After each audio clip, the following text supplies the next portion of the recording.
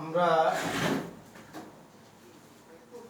Atomic structure অর্থাৎ পরমাণুর গঠন সম্পর্কে আগের টপিকে আলোচনা করেছিলাম।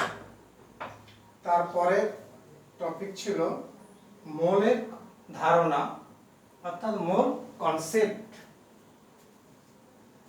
মোল কনসেপ্ট বিষয়টা একটু প্রাথমিক চিন্তা ভাবনা আমরা অলরেডি করে ফেলেছি। প্রথম চ্যাপ্টারে পড়তে গিয়ে একটা একক সম্পর্কে শুনেছিলাম, পদার্থের পরিমাণের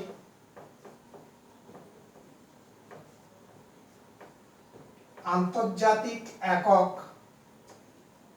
এসআই একক মোল টার্মটা অলরেডি আমরা পরিচিত হয়ে আছি। কারণ যেটাকে সংক্ষেপে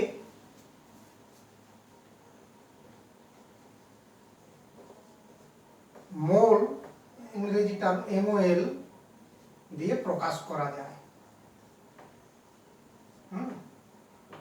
প্রকাশ করা হয় MOL দিয়ে প্রকাশ করা হয় সংক্ষেপে। কেমন? এবার দেখো আমরা এ সম্পর্কে ধারণা করার চেষ্টা করছি। আমরা বিভিন্ন পদার্থের উপাদান কণিকার সাথে একটা সম্পর্ক আছে।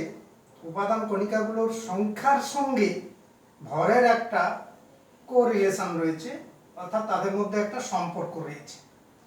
পদার্থের উপাদান কণিকাগুলোর সংখ্যা এবং ভর এই দুই রাশির মধ্যে একটা সম্পর্ক রয়েছে।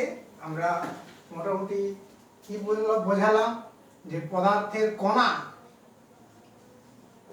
সংখ্যা ও ভরের মধ্যে একটা সম্পর্ক আছে। যে কোনো পদার্থের যে পার্টিকেলগুলো, তার কি পার্টিকেল না উপাদান যেগুলো দিয়ে তৈরি, যে প্রাথমিক কণাগুলো রয়েছে, সেই কণাগুলো সংখ্যার সঙ্গে ভরের একটা রিলেশন রয়েছে। আমরা বাস্তব জীবনে এরকমই প্রয়োগ হতে দেখেছি। যেমন ধরো একটা যে মুদ্রা, আমাদের প্রচলিত যে মুদ্রাগুলো রয়েছে, 1 টাকার কয়েন, 5 টাকার কয়েন, 10 টাকার কয়েন, এইরকমই মুদ্রাগুলো প্রচলিত রয়েছে। তো সেই ধাতব মুদ্রাগুলো একটা মুদ্রা নির্দিষ্ট পরিমাণ ভর রয়েছে। একটা প্রতিটা মুদ্রার একটা নির্দিষ্ট ভর রয়েছে। ধরো 5 টাকার মুদ্রার প্রতিটির ভর x গ্রাম। তাহলে একটা মুদ্রা 5 টাকার মুদ্রা ভর হচ্ছে x গ্রাম। এবার এইরকমই n সংখ্যক মুদ্রা নিলাম, n সংখ্যক 5 টাকার মুদ্রার তাহলে ভর কত? x ইন্টু n গ্রাম। এবার এই ভরের মানটা মনে করো 5000 টাকা। কেমন? 5000 টাকা আমরা এইটা পরিমাণ হচ্ছে 5000 টাকা। এবার দেখো ব্যাংকে বিশেষ করে এই মুদ্রাগুলো যদি প্রচলিত করতে তো হয়, তো সেখানে ব্যাংকে যদি মনে করো তুমি 10,000 টাকা 5 টাকার মুদ্রা নেবে, তখন তাহলে দোকানদার বলছি ব্যাংকের কর্মচারী, তিনি হচ্ছে ক্যাশিয়ার, হচ্ছে মুদ্রাগুলো গুনবে। গুনতে গিয়ে টুয়াইস n সংখ্যক মুদ্রা গুনতে হবে। কারণ প্রতিটা মুদ্রার ভর আমরা x গ্রাম ধরলাম, n সংখ্যক মুদ্রার গ্রাম, n ইন্টু x গ্রাম, তার মানে xn গ্রাম, যার পরিমাণ হলো 5000 টাকা। তাহলে টুয়াইস xn গ্রাম এই ওজনটা করবে। এখন সংখ্যাটা বলতে গেলে অনেক সময় লেগে যাবে, সময় সাপেক্ষ ব্যাপার। তাহলে তার থেকে কি করবে ওরা, ওরা একটু সেকশন পরিমাণ ওজন, মনে করে এটার ওজন মনে করো 10 কেজি, 10 কেজি মুদ্রা ওজন করে ফেললো, হ্যাঁ, বাটখারাতে। তাহলে কি হলো, 10,000 টাকা তার কাউন্ট হয়ে গেল। তাহলে সেটা খুব অল্প সময়ের মধ্যে হয়ে যাচ্ছে। তাহলে এখানে তুমি কি দেখলে, ওই যে ব্যাংকে প্রচলিত রয়েছে মুদ্রার সংখ্যা, তার সঙ্গে একটা ভর রিলেশন, কিন্তু তার পরিমাণটা হচ্ছে কত, হচ্ছে 10,000 টাকা আমরা ধরেছি। তাহলে এখানে দেখা যাচ্ছে যে মুদ্রার সংখ্যার সঙ্গে ভরের একটা সম্পর্ক রয়েছে, আর তার পরিমাণটাকে বোঝাবার জন্য এই পরিমাণ যে 10,000 টাকা আমরা যেটা বললাম, এটার পরিমাণ 10,000 টাকা। এই 10,000 টাকাটাকে, হ্যাঁ, আমরা এক্ষেত্রে মনে করো মোল, আর তার ভর এইটা, আর হচ্ছে যাকে বলে হচ্ছে সংখ্যাটা কত হচ্ছে না টুয়াইস এক্স সংখ্যা, টুয়াইস এক্স বলছি, টুয়াইস এন সংখ্যা। তাহলে এতটি সংখ্যার ভর কত না এত গ্রাম, টুয়াইস এক্স গ্রাম, তার পরিমাণ কত 10,000 টাকা। আবার দেখো এত গ্রাম তোমার মুদ্রার ভর কত, মুদ্রার পরিমাণ কত 10,000 টাকা। তাহলে এখানে দেখো আমরা এই যে সংখ্যা ভর দুটো রাশিকে একসঙ্গে একটা রিলেশন করে ফেলে তাদের প্রত্যেকের পরিমাণ হচ্ছে এই 10,000 টাকা। তাহলে আমরা এখানে অলরেডি পরিচিত হয়ে আছি যে একটা ইউনিট সংখ্যার সঙ্গে তার ভরের সম্পর্ক রয়েছে। কি সম্পর্ক, কমন সম্পর্ক হচ্ছে টাকার পরিমাণটা। এখানে মুদ্রার মধ্যে এখানে দেখতে পেলাম সংখ্যা ভর দুটোকেই একসাথে প্রকাশ করা হচ্ছে 10,000 টাকায়। সেই রকম রসায়ন শাস্ত্রেও আমরা এরকমই সংখ্যা এবং ভরের মধ্যে একটা সম্পর্ক স্থাপন করে এই নতুন যে পরিমাণটাকে প্রকাশ করা হয়, হ্যাঁ, যে কথাটা ধারণা, সেটা হচ্ছে মোল। সেখানে আমরা রসায়ন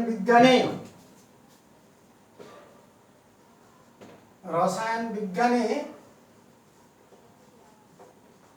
পদার্থের, যে কোনো পদার্থ, মৌলিক হোক যৌগিক হোক, পদার্থের যে উপাদান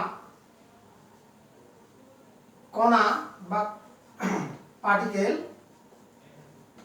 কণিকা বলতে, যেমন উপাদান কণিকা বলতে এখানে কি বোঝাচ্ছে, পদার্থ কি দিয়ে তৈরি হয়, পরমাণু দিয়ে তৈরি হতে পারে, অণু দিয়ে তৈরি হতে পারে, আয়ন দিয়ে তৈরি হতে পারে।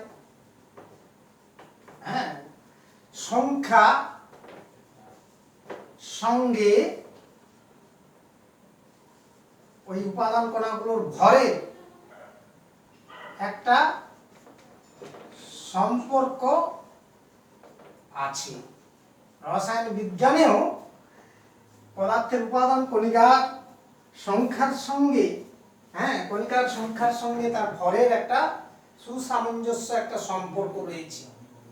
এই ভর আর সংখ্যার মধ্যে সেতু বন্ধনের জন্য মোল শব্দটির সাহায্য নেওয়া হয়েছে। অর্থাৎ এই দুটোকে একসাথে প্রকাশ করবার জন্য, তার মানে উক্ত সংখ্যা রাশিটা ও ভরের মধ্যে একটা মেলবন্ধন, সেতু বন্ধন করার জন্য মোল শব্দটি ব্যবহার করা হয়। তাহলে আমরা রসায়ন শাস্ত্রে মোল শব্দটি, যেমন এই যে ওখানে বলেছিলাম মুদ্রার সংখ্যা এবং মুদ্রার ভর দুটোকে একসাথে প্রকাশ করার জন্য টাকার পরিমাণটা নিয়েছিলাম 10,000 টাকা। এক্স সংখ্যক এক্স বলছি এন সংখ্যক মুদ্রা, টুয়াইস এন সংখ্যক মুদ্রা ছিল, আর তার ভরটা ছিল টুয়াইস এক্স এন গ্রাম। সেই দুটোকে একসাথে প্রকাশ করার জন্য কি করা হয়েছিল না 10,000 টাকা। সেই 10,000 টাকার মতোই এখানে এসে গেল মোল, যেটা প্রকাশ করছে ওর সংখ্যা, উপাদান কণার সংখ্যা আর উপাদান কণা ভর দুটোকে একসাথে প্রকাশ করা যায়, তাদের মধ্যে সম্পর্ক স্থাপন করা যায়। এই মোল সূচক রাশিটি থেকে। হ্যাঁ, তাহলে এই মোল শব্দটি ল্যাটিন ওয়ার্ড, এটি আবিষ্কারক না বলে প্রবর্তক বলো। হ্যাঁ, এই কথাটা চালু করেন প্রথম যে বিজ্ঞানী, তার নাম উইলহেম অসওয়াল্ড। তাহলে মোল শব্দটি এটি মনে রাখার চেষ্টা করবে।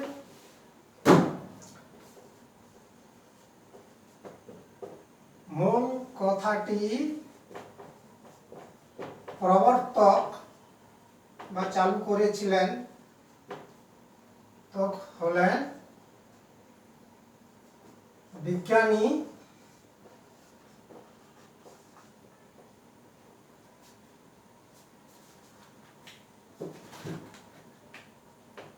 উইলহেম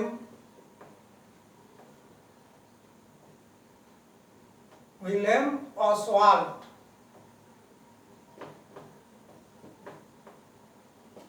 that is WILHEMOSTWALD,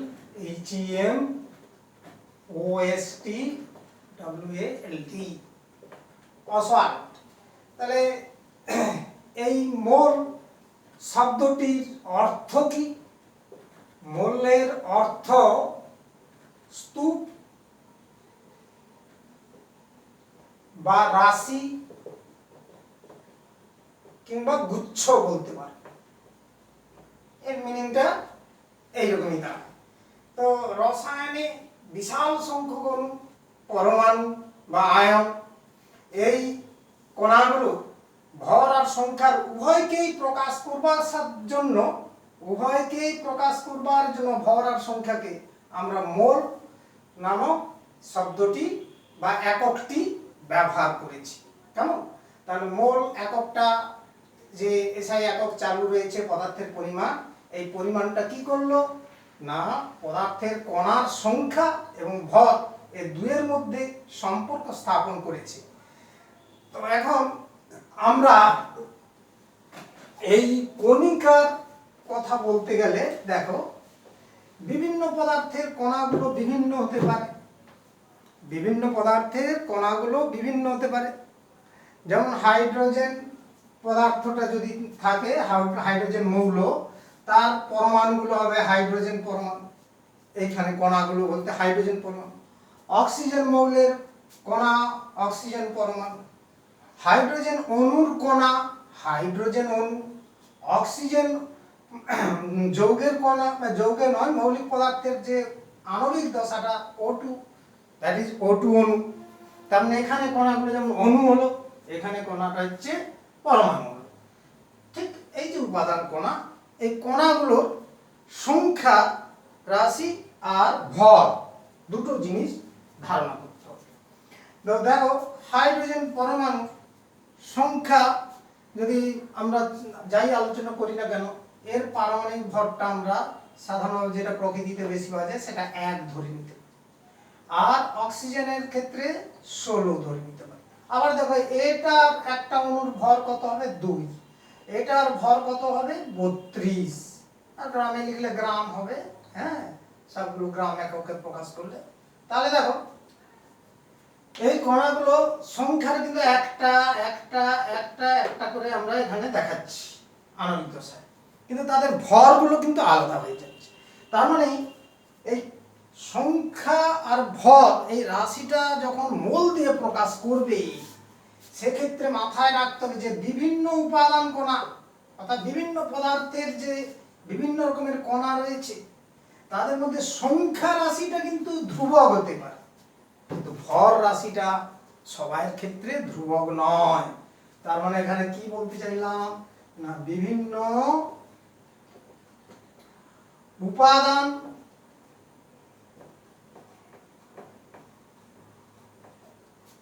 কণার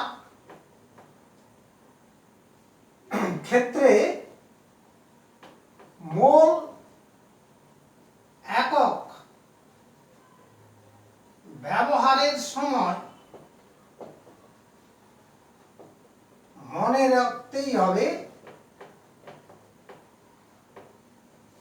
রাখতে হবে কিটা না, কণাগুলির সংখ্যা রাশিটি ধ্রুবক, কণাগুলির ক্ষেত্রে সংখ্যা রাশির মান সর্বদাই ধ্রুবক থাকে, মানে নির্দিষ্ট। সেই ধ্রুবক নির্দিষ্ট সংখ্যার মানটা কত?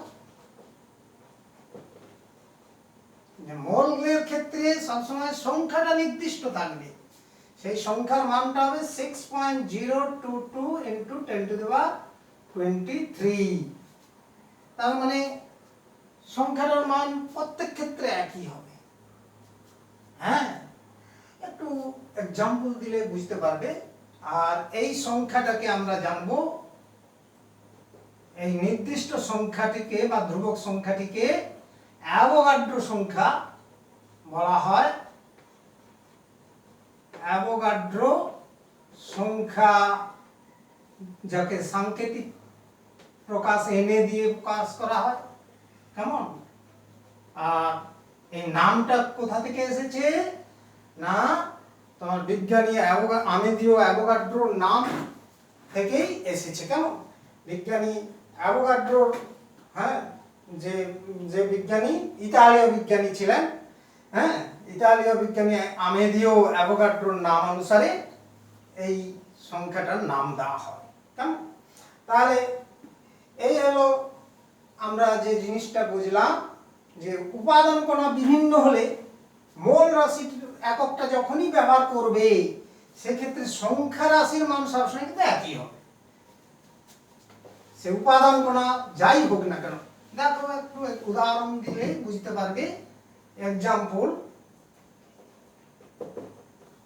যেমন 1 মোল নাইট্রোজেন পরমাণু, সঙ্গে সঙ্গে উপাদান কণাটা এখানে নাইট্রোজেন পরমাণু, তাহলে তার ভর কত হচ্ছে না, আমরা নাইট্রোজেনের পারমাণবিক ভর জানি 14 গ্রাম হবে। কেমন? কিন্তু এই 14 গ্রাম হলেও এর কণার সংখ্যাটা হবে কত না, ওই অ্যাভোগাড্রো সংখ্যক, এই এতটি। আবার দেখো 1 মোল উপাদান কণাটা আলাদা হচ্ছে, ধরো অণু, হ্যাঁ, এখানে পরমাণু ছিল নাইট্রোজেন পরমাণু, আর এখানে নিলাম নাইট্রোজেন অণু, তখন হয়ে যাচ্ছে দেখো 6.022 ইন্টু 10⁻23 N2 অণু, এত সংখ্যক অণু, আর আগেরটা অবশ্যই অতটি নাইট্রোজেন পরমাণু যাচ্ছে। তাহলে দুটো ক্ষেত্রেই দেখো সংখ্যা রাশিটা একই, মোল রাশি, মোল একক প্রকাশ করার জন্য, হ্যাঁ, প্রকাশ করার ক্ষেত্রে উপাদান কণা বিভিন্ন, কিন্তু সংখ্যাটা একই। আবার দেখো অন্য পদার্থ, আর একটু এক্সাম্পল দিচ্ছি। 1 মোল জলের অণু নিলাম,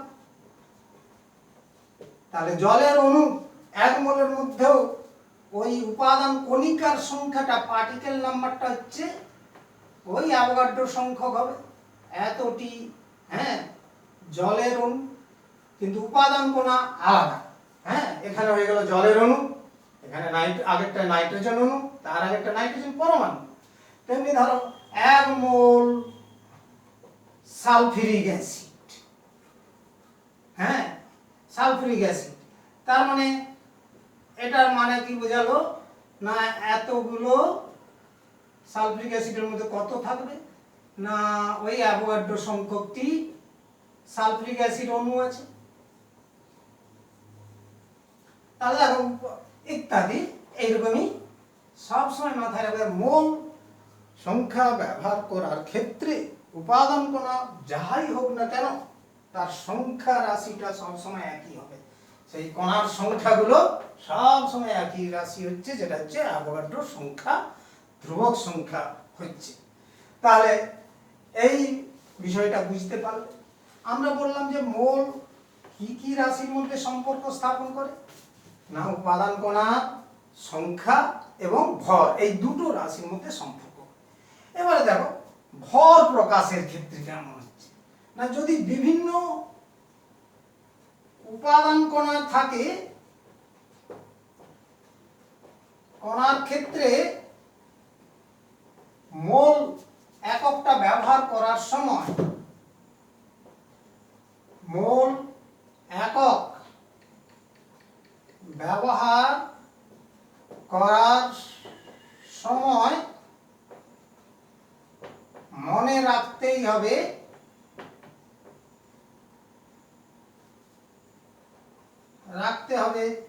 যে ভরের মান, কণাগুলোর ভরের মান বিভিন্ন হয়ে যাবে।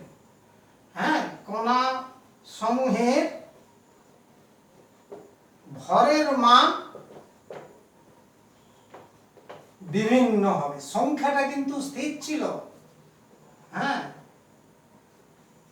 একটু আগে শুনলে সংখ্যা 1 মোল বললে সংখ্যাটা সব ক্ষেত্রে ধ্রুবক, কিন্তু প্রত্যেকটা উপাদান কণার ক্ষেত্রে ভরের মানটা কিন্তু আলাদা হয়ে যায়। সাপোজ এক্সাম্পল দিচ্ছি, দেখো 1 মোল নাইট্রোজেন পরমাণু যদি ব্যবহার করি, নাইট্রোজেনের পারমাণবিক ওজন 14, তাকে গ্রামে প্রকাশ করলে 1 মোল পরমাণু বলে। তাহলে দেখো 1 মোল নাইট্রোজেন পরমাণু মানে 14 গ্রাম নাইট্রোজেন। আবার দেখো 1 মোল নাইট্রোজেন অণু বললে 14 × 2 = 28 গ্রাম নাইট্রোজেনকে বোঝাচ্ছে। আবার দেখো 1 মোল জল বোঝালে 18 গ্রাম জলকে বোঝায়। তাহলে ইত্যাদি এইরকমই। তুমি আরো একটা দেখাচ্ছি, যেটা আগের উদাহরণে যেহেতু 4টা দিয়েছিলাম সেই রকমই এখানেও দেখাচ্ছি। দেখো 1 মোল H2SO4 হ্যাঁ বোঝালে তাহলে কি বোঝাবে না, এটা আণবিক ওজন বের করলে দেখবে 2, সালফার 32 আর অক্সিজেন 16, 4, 64 সব যোগ করলে 98 আসবে, তার মানে 98 গ্রাম। তাহলে ইত্যাদি। তাহলে দেখো আমরা এখানে যখন মোল দিয়ে প্রকাশ করছি, উপাদান কণাগুলো বিভিন্ন হচ্ছে, কখনো নাইট্রোজেন পরমাণু একটা কণা, তেমনি নাইট্রোজেন অণু কণা, হ্যাঁ উপাদান কণা এখানে জলের অণু, এখানে সালফিউরিক অ্যাসিড অণু। তাহলে এই উপাদান কণাগুলো বিভিন্ন হচ্ছে, মোল দিয়ে যখনই লিখছি তখনই তাদের ভরগুলো দেখো ডিফার হয়ে যাচ্ছে, অর্থাৎ পৃথক হয়ে যাচ্ছে, ভরগুলো পৃথক হয়ে যাচ্ছে। তাহলে মোল রাশি ব্যবহার করার ক্ষেত্রে দুটো জিনিস মনে রাখতে হবে, কি না সংখ্যা রাশিগুলো, সংখ্যার পরিমাণগুলো সব সময় একই হবে, উপাদান কণা যাহাই হোক না কেন। কিন্তু উপাদান কণা বিভিন্ন হয়ে গেলে মোল রাশি ব্যবহার করার সময় ভরগুলো আলাদা হবে। এই হচ্ছে একটা গুরুত্বপূর্ণ বিষয়, এটা মনে রাখতে হবে। নেক্সট দেখো, আমরা এর পরের পয়েন্টে আসছি। কতগুলো রাশি সম্পর্কে জানার চেষ্টা করছি।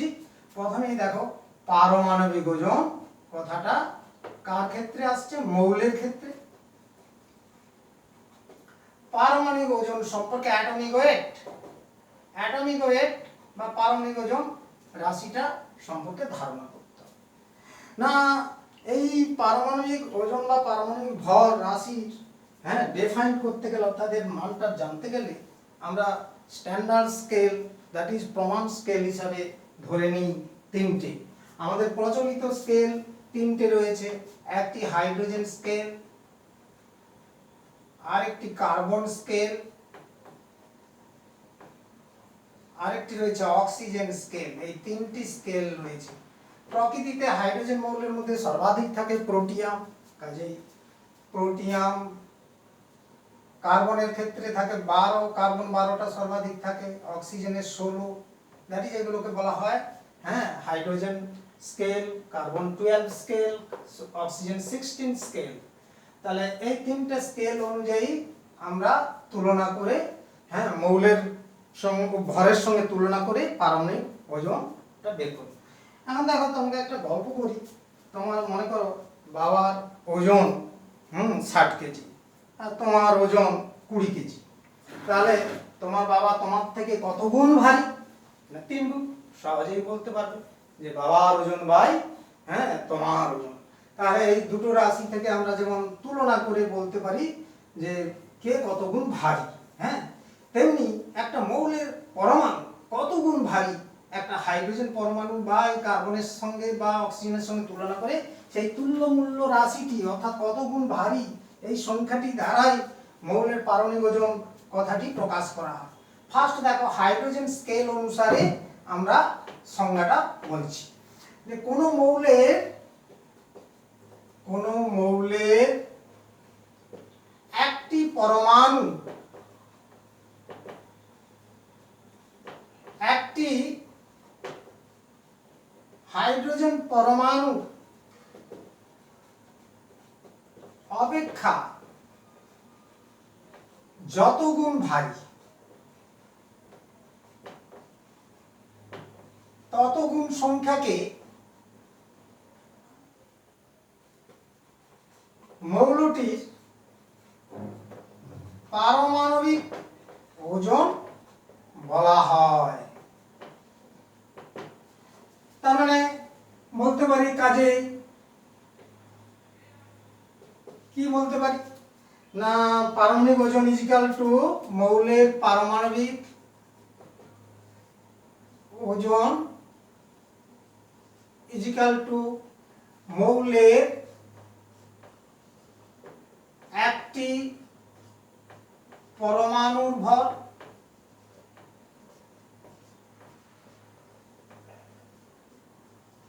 বাই একটি হাইড্রোজেন পরমাণুর ভর।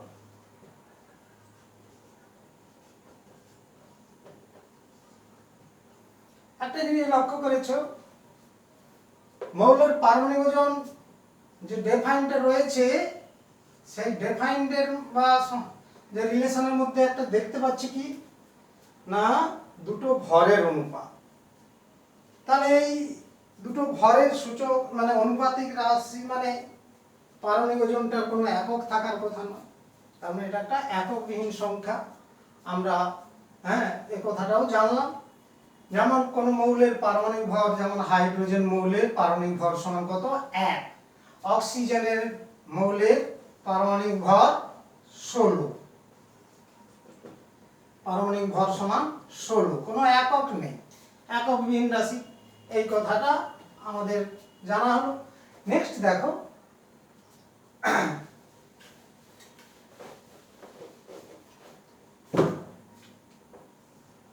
অক্সিজেন 16 স্কেল অনুসারে এই স্কেল ভেদে আমরা মৌলের পারমাণবিক ওজনের ডিফাইনটা করছি। দেখো যে কোনো মৌলের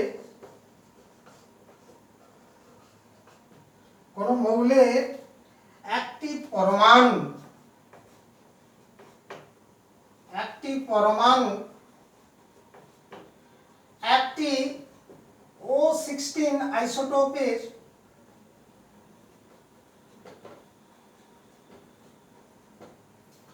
ভরের 1/16 অপেক্ষা যত গুণ ভারী, যত গুণ ভারী তত গুণ সংখ্যাকে মৌলটির পারমাণবিক ভর বলা হয় বা পারমাণবিক ওজন বলে। তার মানে মৌলটির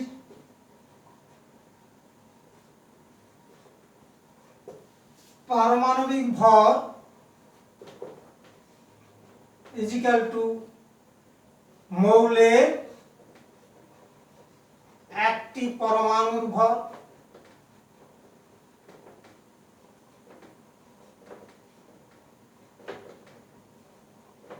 বাই একটি অক্সিজেন 16 পরমাণুর ভরের 1/16 এই আনুপাতিক মান। এক্ষেত্রেও দেখো দুটো ভরের অনুপাত, কাজেই পারমাণবিক ভরের কোনো একক নেই। এরপর দেখো কার্বন স্কেল অনুসারে অর্থাৎ C12 আইসোটোপ স্কেল অনুসারে সংজ্ঞাটা কেমন আসবে? ঠিক একই রকম সংজ্ঞা আসবে। কোনো মৌলের একটি পরমাণু, একটি কার্বন 12 পরমাণু ভরের 1/12 অপেক্ষা যত গুণ ভারী তত গুণ সংখ্যাকে মৌলটির পারমাণবিক ভর বলা হয়। কাজে মৌলটির পারমাণবিক ভর সমান মৌলের একটি পরমাণুর ভর ডিভাইড বাই একটি কার্বন 12 পরমাণু ভর ইন্টু 1/12। কেমন? তাহলে এই হলো দ্বিতীয় সংজ্ঞা কার্বন স্কেল অনুসারে। তাহলে একটা জিনিস মাথায় রাখবে, এটাই কিন্তু আন্তর্জাতিক স্কেল, দ্যাট ইজ আমাদের IUPAC বা SI পদ্ধতি অনুযায়ী পারমাণবিক ওজনের স্কেল। কারণ এটাই হচ্ছে আন্তর্জাতিক নিয়মে ধরা হয় সার্বিকভাবে। পারমাণবিক ওজনের সংজ্ঞা কিন্তু এই C12 পরমাণু ভরের তুলনা করে আলোচনা করা হয়। এটা মনে রাখার চেষ্টা করবে। নেক্সট দেখো, এই পারমাণবিক ওজন যেহেতু একটা এককবিহীন রাশি, কেবল সংখ্যা মাত্র, কেমন, সেই জন্য এটাকে আমরা গ্রামে প্রকাশ করতে পারি, যেটাকে আমরা গ্রাম পরমাণু বা গ্রাম অ্যাটম বা গ্রাম পারমাণবিক ওজন বলি। গ্রাম পারমাণবিক ভর বা পারমাণবিক ওজন বলে থাকি। তাহলে বিষয়টা কি আসবে না, মৌলের পারমাণবিক ওজনকে গ্রামে প্রকাশ করলে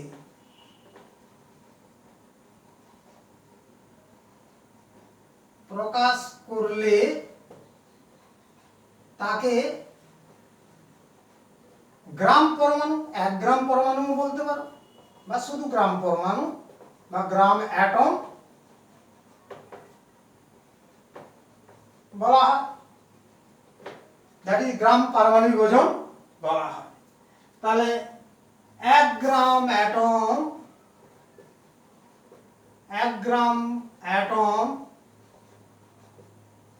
তথা 1 গ্রাম পরমাণু ইজিক্যাল টু কি আসবে না, গ্রাম পারমাণবিক ভর বা ওজন। এই হচ্ছে গ্রাম পরমাণুর সঙ্গে পারমাণবিক ওজনকে গ্রামে প্রকাশ করলে যে সম্পর্ক সেটাই আসছে। যেমন এক্সাম্পল আমরা দিচ্ছি, দেখো ধরো ক্লোরিন পরমাণু, ক্লোরিন মৌলের পারমাণবিক ভর কত না 35.5, এর পারমাণবিক ওজন ক্লোরিন পরমাণু কত না হচ্ছে 35.5। তাহলে আমরা বলতে পারি 1 গ্রাম পরমাণু ক্লোরিন ইজিক্যাল টু 35.5 গ্রাম। কেমন? তাহলে দেখো এইরকমই তুমি বিভিন্ন মৌলের ক্ষেত্রে প্রকাশ করতে পারবে। সালফার, যেমন সালফার এর পারমাণবিক ভর কত 32। তাহলে 1 গ্রাম পরমাণু বা গ্রাম অ্যাটম সালফার সমান 32 গ্রাম। এটা মাথায় রাখতে হবে। আর সেই সঙ্গে একটা কথা মাথায় রাখতে হবে যে এই গ্রাম পরমাণু থেকে আরেকটা আইডিয়া রাখতে হবে যে 1 গ্রাম পরমাণু যে কোনো মৌলের মধ্যে আমার হচ্ছে কণার সংখ্যা কত না, সেই ধ্রুবক সংখ্যা। এটা মাথায় রাখবে কত না, অ্যাভোগাড্রো সংখ্যা। তার মানে আমাদের এখানে মনে রাখতেই হবে যে 1 গ্রাম পরমাণু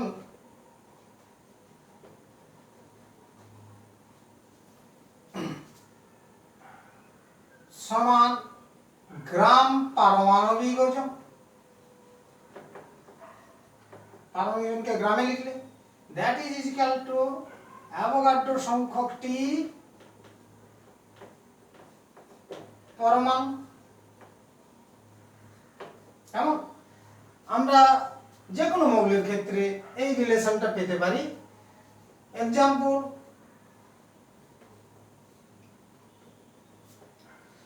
সোডিয়ামের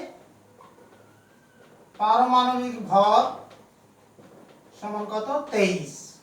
তাহলে দেখো আমরা বলতে পারি 1 গ্রাম পরমাণু বা গ্রাম অ্যাটম সোডিয়াম সমান কত? 23 গ্রাম। এই কথাটা জানলাম। আবার দেখো 23 গ্রাম মানে গ্রাম পরমাণু, 23 গ্রাম সোডিয়াম তে উপাদান কণার সংখ্যা কত? না, অ্যাভোগাড্রো সংখ্যক। কি কণা রয়েছে? না, সোডিয়াম পরমাণু। তার মানে এতটি সোডিয়াম পরমাণু আছে। ক্লিয়ার হলো? এই রিলেশনটা যেটা বললাম, 1 গ্রাম পরমাণু, পারমাণবিক ওজনকে গ্রামে লিখলে 1 গ্রাম পরমাণু, দ্যাট ইজ গ্রাম পারমাণবিক ওজন, মানে পারমাণবিক ওজনকে গ্রামে লিখলাম। এবার দেখো কতগুলো ওই ভরের মধ্যে কতগুলো কণা রয়েছে, না এই অ্যাভোগাড্রো সংখ্যকটি কণা রয়েছে। তার মানে এখানে সোডিয়ামের ক্ষেত্রে আমরা দেখলাম, হ্যাঁ, একটা উদাহরণ দিয়ে যে কিভাবে গ্রাম অ্যাটম অর্থাৎ গ্রাম পরমাণু, গ্রাম পারমাণবিক ওজন এবং উপাদান কণার সংখ্যা, হ্যাঁ, মধ্যে সম্পর্ক, তিনটে রাশির মধ্যে সম্পর্ক কিভাবে স্থাপন করা যায়। দুটো অঙ্ক করাচ্ছি, প্রবলেম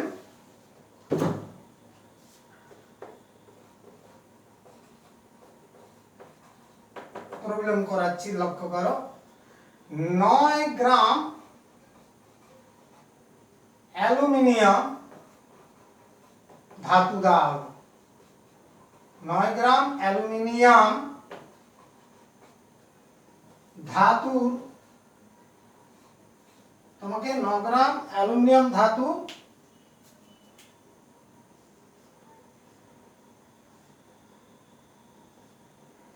দেওয়া আছে। তাহলে 9 গ্রাম অ্যালুমিনিয়াম ধাতুর মধ্যে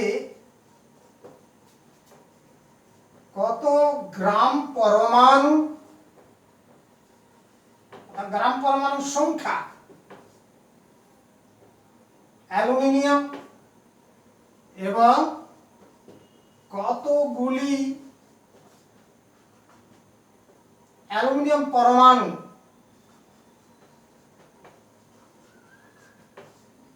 বর্তমান। অঙ্কটা বোঝার চেষ্টা করো, গাণিতিক সমস্যা। যে তোমাকে 9 গ্রাম একটা ভরের অ্যালুমিনিয়াম ধাতু দণ্ড দেওয়া আছে, ধাতু পাত, তার মধ্যে কত গ্রাম পরমাণু অ্যালুমিনিয়াম রয়েছে আর কতগুলো পরমাণু আছে। তার মানে পরমাণুর সংখ্যাটা বের করতে হচ্ছে আর গ্রাম পরমাণুর সংখ্যাটা বের করতে হচ্ছে। এখানে ভর একটা দেওয়া আছে, এই জায়গা থেকে আমরা বের করতে পারি। না, সর্বপ্রথম দেখো আমাকে জানতে হবে কি, না উত্তরের দিক থেকে কিটা জানতে হবে, না অ্যালুমিনিয়ামের পারমাণবিক ভরটা জানতে হবে। অ্যালুমিনিয়ামের পারমাণবিক ভর 27। তার মানে দেখো আমরা তো একটু আগেই বলেছিলাম পারমাণবিক ভরকে গ্রামে লিখলে গ্রাম পরমাণু আসে। তার মানে 27 gram aluminium equal to 1 gram atom বা 1 গ্রাম পরমাণু অ্যালুমিনিয়াম। তাহলে 9 গ্রাম অ্যালুমিনিয়াম ইকুয়াল টু কত হবে? ক্যালকুলেশন করলে 9/27 গ্রাম পরমাণু অ্যালুমিনিয়াম ধাতু। এবার দেখো এটা ক্যালকুলেশন করলে কত আসবে? 9 3 27, 1 3, দ্যাট ইজ ভাগ করলে 0.33 গ্রাম পরমাণু অ্যালুমিনিয়াম ধাতু পাওয়া যায়। এবার দেখো কতগুলো পরমাণু রয়েছে, না 1 গ্রাম পরমাণুতে কণার সংখ্যা তো আমরা জানি অ্যাভোগাড্রো সংখ্যক, তাহলে এত গ্রাম পরমাণুতে কতগুলো কণা রয়েছে বেরিয়ে আসবে। তাহলে দেখো যেহেতু 1 গ্রাম পরমাণু অ্যালুমিনিয়ামে 6.022 ইন্টু 10⁻23t, এখানে জায়গাটা শর্ট হয়েছে, এটা মুছে দিলাম।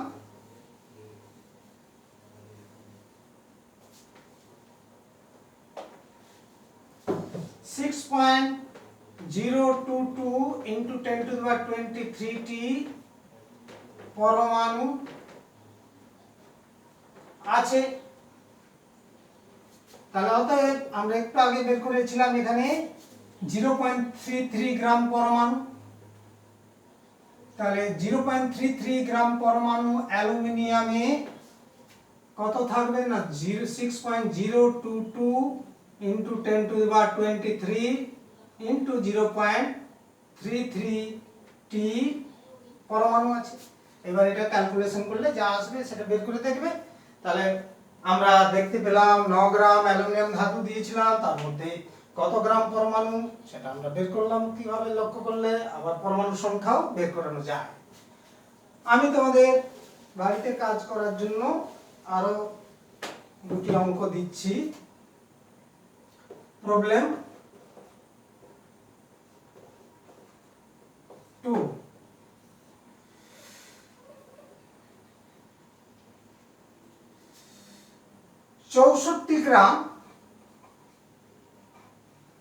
64 গ্রাম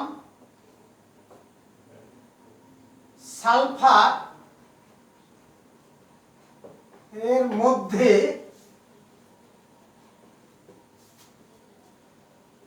কত গ্রাম অ্যাটম বা গ্রাম পরমাণু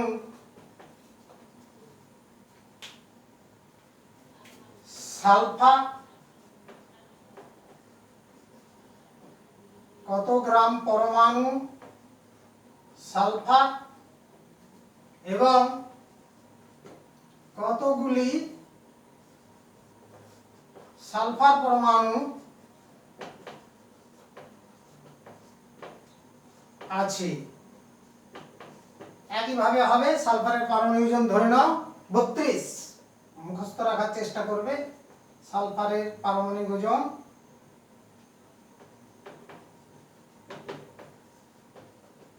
সমান 32, এখান থেকে ক্যালকুলেশন করবে, এটা একটা অঙ্ক করবে। আবার দেখো আর একটা প্রবলেম দিচ্ছি।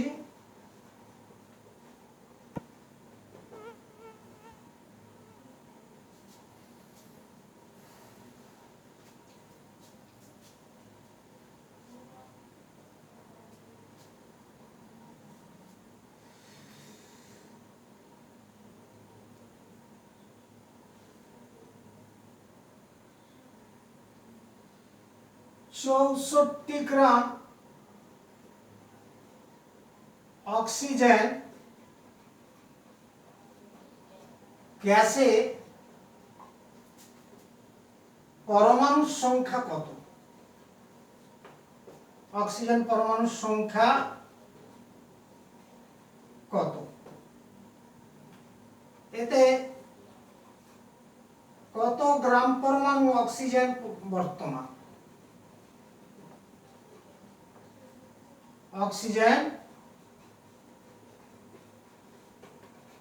বর্তমান। তাহলে এটাও একটা প্রবলেম করবে। তাহলে এই দুটো অনুকরণ করে করবে প্রবলেমগুলো। নেক্সট আইটেম আণবিক ওজন, অর্থাৎ মৌলিক বা যৌগিক পদার্থের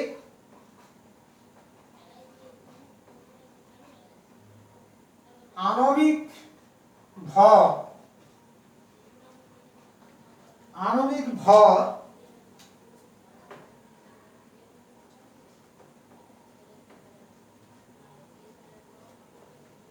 সম্পর্কে ধারণা, মলিকুলার ওয়েট, আণবিক ভর বা আণবিক ওজন সম্পর্কে ধারণা। এক্ষেত্রেও পারমাণবিক ওজনের মতো hydrogen scale, carbon scale, oxygen scale পূর্বের মতো ব্যবহার করবে। এই স্ট্যান্ডার্ড স্কেলগুলো, তার মধ্যে আন্তর্জাতিক স্কেল কার্বন 12 আইসোটোপটা ধরা হবে। আর এক্ষেত্রে একটা অণু কত গুণ ভারী এই পরমাণুগুলোর তুলনায়, সেরকমই তুল্যমূল্য রাশি থেকেই আণবিক ওজনের সংজ্ঞাটা করা হয়। যেমন ধরো প্রথম হাইড্রোজেন স্কেল অনুযায়ী সংজ্ঞাটা আমি বলছি। ফার্স্ট হাইড্রোজেন স্কেল অনুযায়ী কোন মৌলিক বা যৌগিক পদার্থের একটি অণু একটি হাইড্রোজেন পরমাণুর চেয়ে কত গুণ ভারী, হাইড্রোজেন পরমাণুর চেয়ে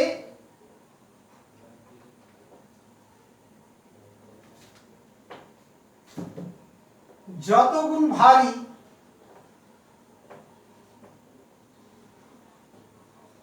তাকে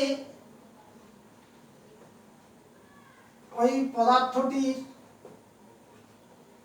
আণবিক ওজন বলা হয়।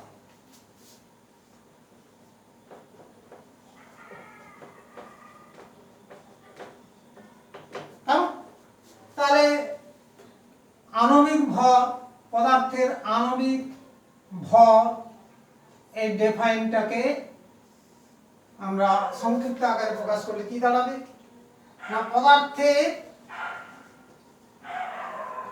একটি অণুর ভর, তার মানে একটা অণু ওই হাইড্রোজেন পরমাণুর চেয়ে কতটা ভারী, একটি অণুর ভর বাই একটি H পরমাণু, একটি হাইড্রোজেন পরমাণু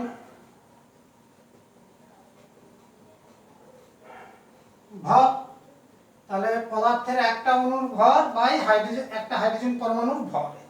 এক্ষেত্রেও দেখো দুটি ভরের অনুপাত, সুতরাং আণবিক ভরও এককবিহীন সংখ্যা, এটাও মাথায় রাখবে। এবার অক্সিজেন স্কেল, অক্সিজেন 16 স্কেল, এই অনুসারে আণবিক ওজনের সংজ্ঞাটা কি আসতে পারে না, কোনো মৌলিক বা যৌগিক পদার্থের একটি অণু একটি অক্সিজেন 16 পরমাণু, একটি অক্সিজেন 16 পরমাণু চেয়ে পরমাণু ভরের 1/16 অপেক্ষা 16 অপেক্ষা যত গুণ ভারী, 16 অপেক্ষা 1/16 অপেক্ষা যত গুণ ভারী তাকে ওই পদার্থটির আণবিক ওজন বলা হয়। তার মানে আমাদের পদার্থের আণবিক ওজন রাশিটা কেমন আসবে না, দ্যাট ইজ ইকুয়াল টু পদার্থের একটি অণুর ভর বাই একটি অক্সিজেন 16 পরমাণু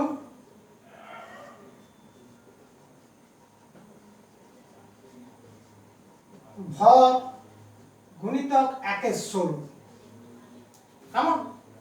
তাহলে অক্সিজেন 16 স্কেল অনুসারে ডিফাইনড হলো কোন মৌলিক বা যৌগিক পদার্থের একটি অণু একটি অক্সিজেন 16 পরমাণুর ভরের 1/16 অপেক্ষা যত গুণ ভারী তত গুণ সংখ্যাকে ওই পদার্থটির আণবিক ভর বলা হয়। তাহলে এটাও একক বিহীন রাশি, ব্যাপারটা একই, হ্যাঁ, দুটো ভরের অনুপাত। তো যাই এরপর দেখো আন্তর্জাতিক স্কেল, কার্বন 12 স্কেল, অর্থাৎ কার্বন 12 আইসোটোপ স্কেল অনুসারে ডিফাইনটা কেমন আসবে, ঠিক একই রকম ভাবে সংজ্ঞাটা আমরা স্থাপন করতে পারি।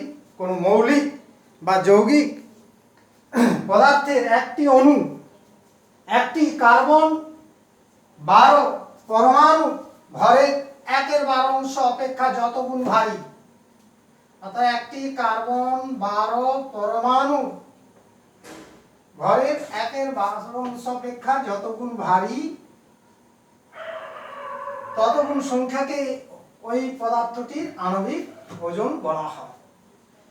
সুতরাং আণবিক ওজন ইজিক্যাল টু, এটা আমরা লিখতে পারি কি, কোনো পদার্থের একটি অণুর ভর বাই একটি কার্বন 12 আইসোটোপ পরমাণুর ভর ইনটু 1/12। তাহলে দেখো তিনটে স্কেল অনুযায়ী আণবিক ভরের সংজ্ঞাটিও আমরা জানতে পারলাম। নেক্সট দেখো আমরা যে বিষয়টা আসছি, যে এটাও তো এককবিহীন, কাজেই এই মৌলের আণবিক ওজনও এককবিহীন রাশি, এটাকেও একক দিয়ে প্রকাশ করব আমরা, যেটা হচ্ছে গ্রাম অণু বা গ্রাম মোল। গ্রাম অণু বা গ্রাম মোল বা গ্রাম আণবিক ভর, গ্রাম আণবিক ভর বা ওজন বলতে পারো। তাহলে দেখো গ্রাম অণু, গ্রাম মোল আর গ্রাম আণবিক ভর কথাটি এখানে প্রকাশ করছি। তার মানে পদার্থের আণবিক ওজন, সে মৌলিক বা যৌগিক পদার্থ যাই হোক, পদার্থের আণবিক ওজনকে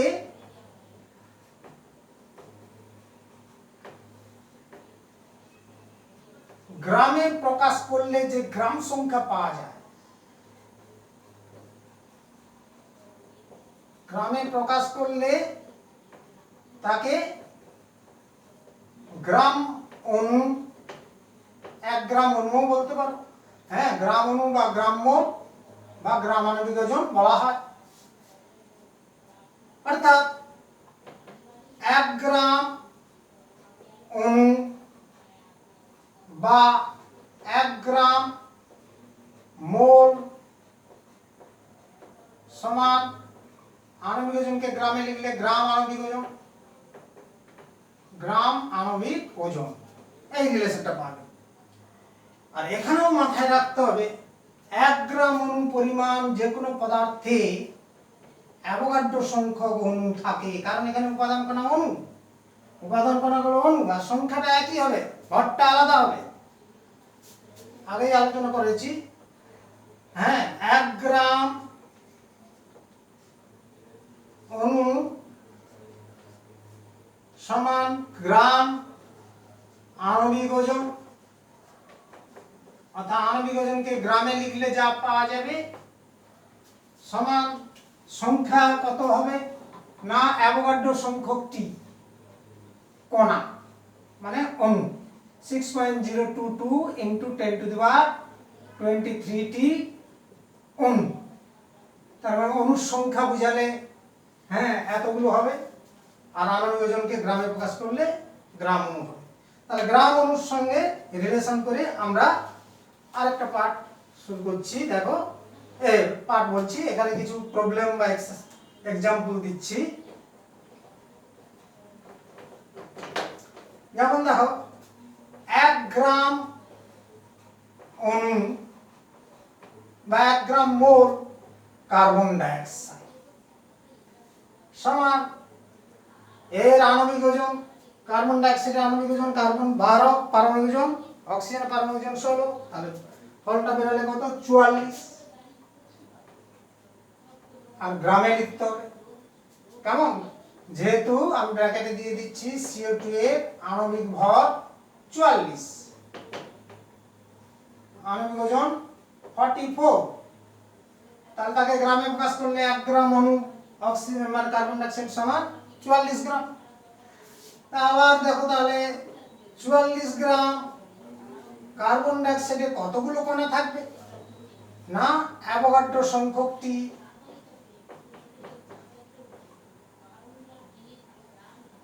এখানে কণাটা কি CO2 অণু, কার্বন ডাইঅক্সাইড অণু, তাহলে 6.022 ইন্টু 10⁻23 টি কার্বন ডাইঅক্সাইড অণু আছে।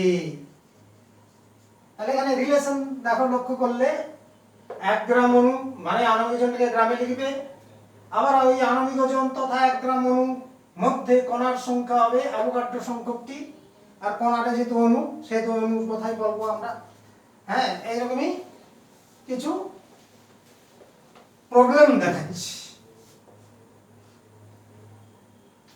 একটা প্রবলেম তোমরা করবে, আমি করিয়ে দিচ্ছি, তারপর তোমাদের জন্য প্রবলেম আবার দেব। 128 গ্রাম সালফার ডাইঅক্সাইড তে কত গ্রাম অণু, অর্থাৎ গ্রাম অণুর সংখ্যা বের করছি আমরা। কত গ্রাম অণু সালফার ডাইঅক্সাইড এবং কতগুলি সালফার ডাইঅক্সাইড অণু বর্তমান, কতগুলি অণু বর্তমান। তাহলে এখানেও রিলেশনটাকে কাজে লাগাতে হবে, গ্রাম অণুর সঙ্গে গ্রাম আণবিক ওজন এবং কণার সংখ্যা, রিলেশনটা আনতে হবে সেই অ্যাভোগাড্রো সংখ্যা, এই রিলেশনটাকে কাজে লাগাতে হবে। 128 গ্রাম সালফার ডাইঅক্সাইড দেওয়া আছে, তাহলে উত্তরটা কেমন করতে হবে দেখো না, সালফার ডাইঅক্সাইডের আণবিক ওজন কত আগে জেনে নাও। আণবিক ওজন বের করার নিয়ম, পরমাণু সংখ্যা যেগুলো রয়েছে, একটা সালফার দুটো অক্সিজেন পরমাণু, এগুলো হচ্ছে গ্রাম পরমাণুর সংখ্যা বলে। সালফারের গ্রাম পরমাণুর সংখ্যা একটা, 1, অক্সিজেনের গ্রাম পরমাণুর সংখ্যা 2। এবার দেখো, হ্যাঁ, সালফারের পারমাণবিক ওজন কত 32, তাহলে 32 গুণিতক 1 যুক্ত অক্সিজেনের পারমাণবিক ওজন কত 16, 16 গুণিতক 2 গ্রাম পরমাণুর সংখ্যা 2। এবার এটা যোগ করে ফেলো, 16 আর 32 হচ্ছে, আর এটা 32, তার মানে 64। তাহলে আণবিক ওজন একক তো নেই, থাকার কথা নয়। এবার ওই 64টাকে আমরা গ্রামে প্রকাশ করব, যাকে কি বলা হয় 1 গ্রাম মোল বা 1 গ্রাম অণু। 1 গ্রাম অণু সালফার ডাইঅক্সাইড সমান, তাহলে কি লিখব 64 গ্রাম সালফার ডাইঅক্সাইড। কেমন? ঠিক আছে, নিয়ম অনুযায়ী 1 গ্রাম অণু মানে আণবিক ওজনকে গ্রামে লিখবে। এরপর এখান থেকে আমরা কণার সংখ্যা বা গ্রাম পরমাণুটা গ্রাম অণুটা বের করব। তাহলে অতএব 64 গ্রাম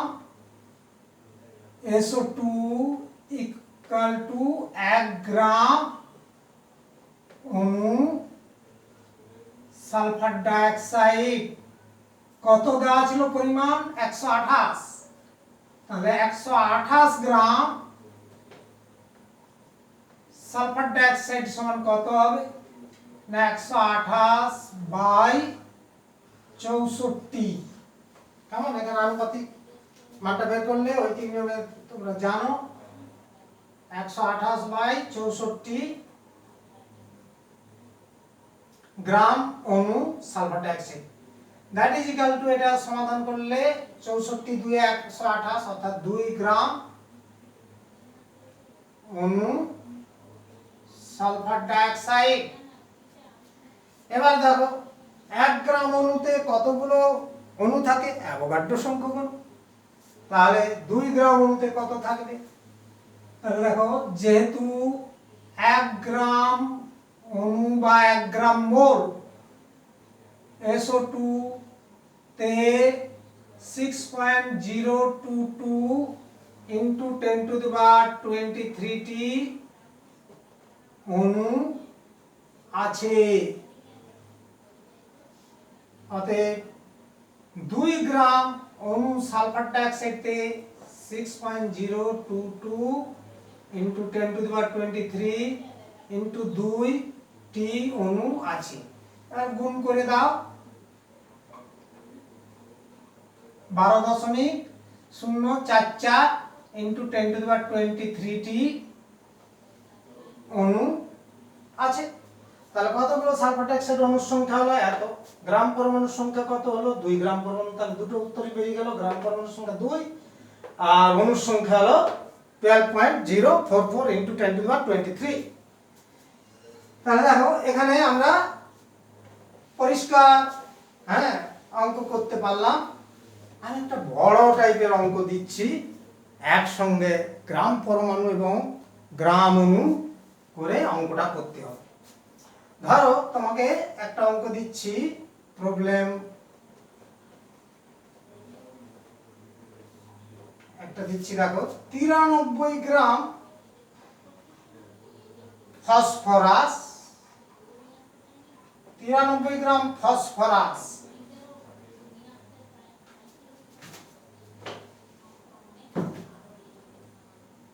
আছে একটা পাত্রে, মনে করো 93 গ্রাম ফসফরাস আছে। ইহাতে নাম্বার 1 কতগুলি পি পরমাণু মানে ফসফরাস পরমাণু,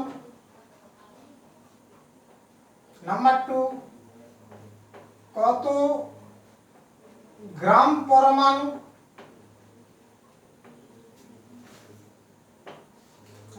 জায়গাটা শর্ট হচ্ছে এই জন্য পরের লাইনে লিখছি, কত গ্রাম পরমাণু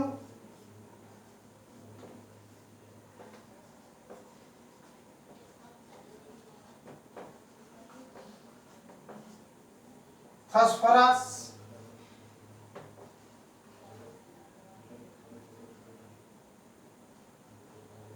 কত গ্রাম পরমাণু ফসফরাস। নাম্বার 3 কতগুলি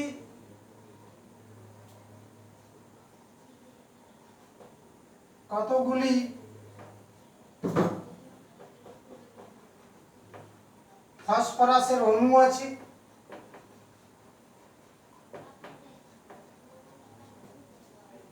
এবং কতগুলি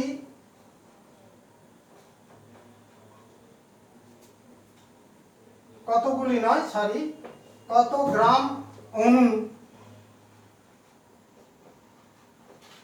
আর একটা ভাষা বলা হয় গ্রাম মোল, আর গ্রাম অণু কথাটা একই সমার্থক, ফসফরাস আছে সেটা বের করতে।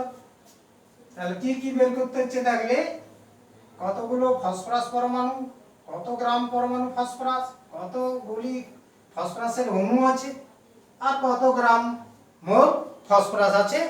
এই অঙ্কটি তোমাদের আমি এখন করাচ্ছি। দেখো প্রথমে আমরা অঙ্কটা সম্পর্কে ধারণা করলাম, এবার মনে রাখতে হবে ফসফরাসের তোমাকে দেওয়া থাকবে, ধরো পারমাণবিক ওজনটা 31, আর ফসফরাসের অণু সংকেতটা জানো নিশ্চয়ই, ফসফরাস মৌলিক পদার্থের যে অণু আণবিক সংকেতটা কি না P4।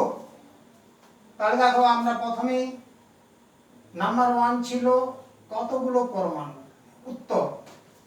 উত্তরের ফার্স্ট স্টেপ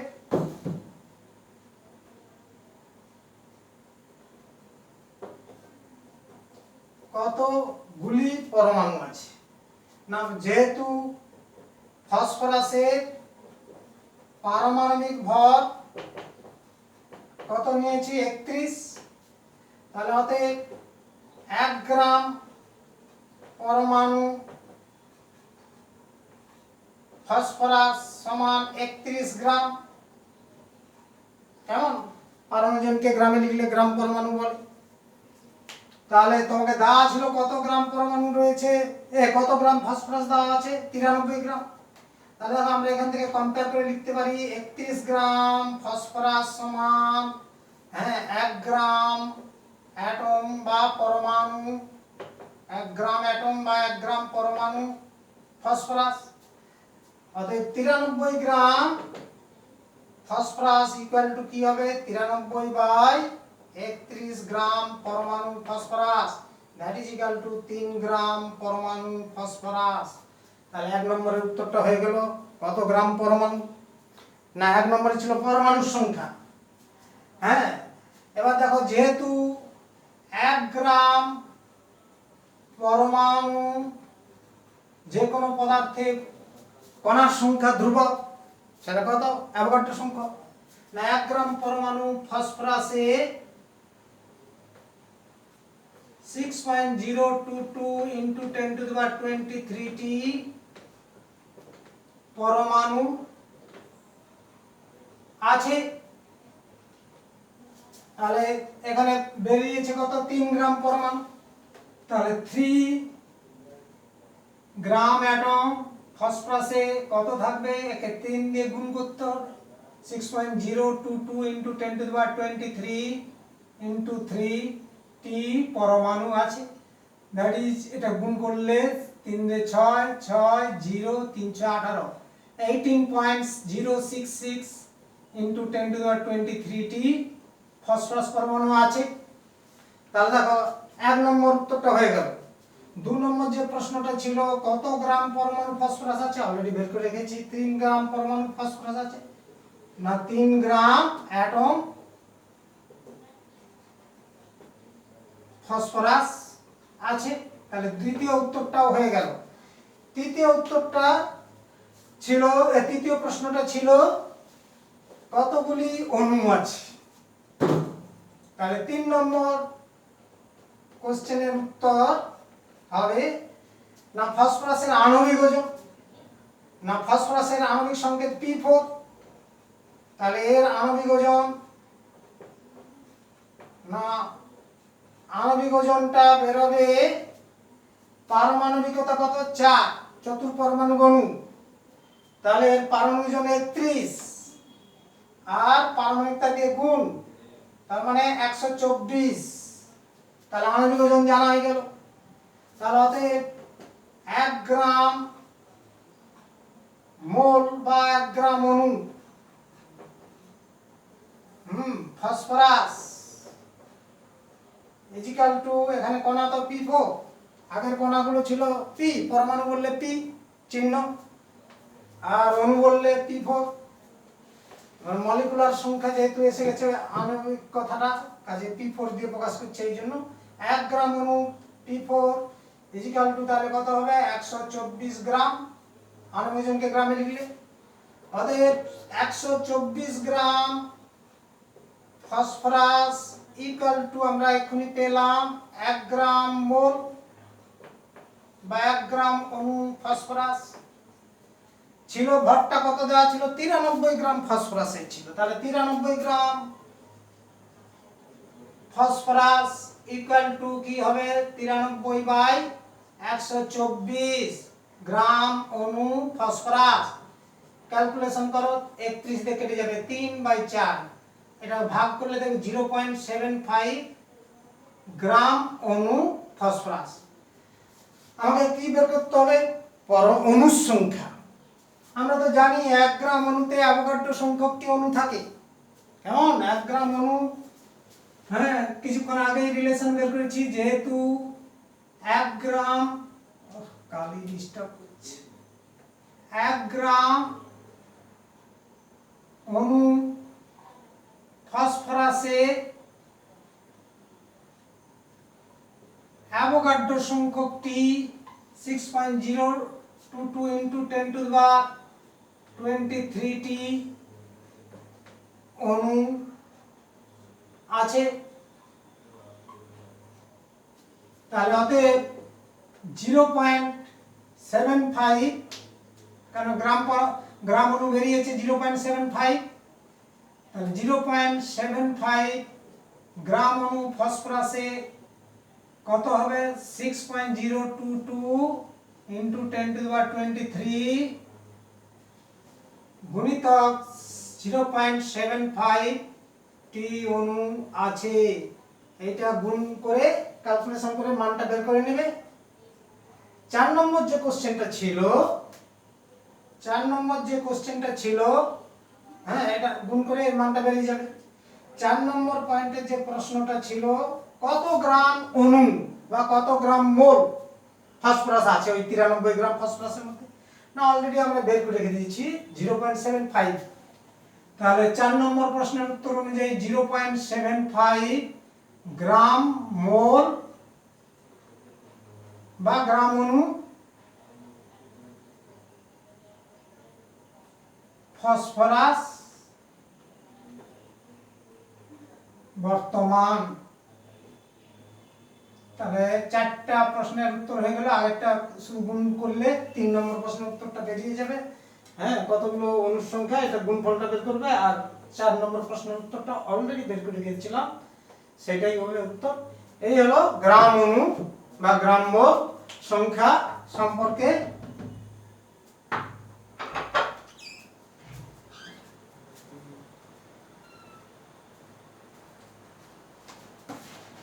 আজকে এখানেই থাকলো।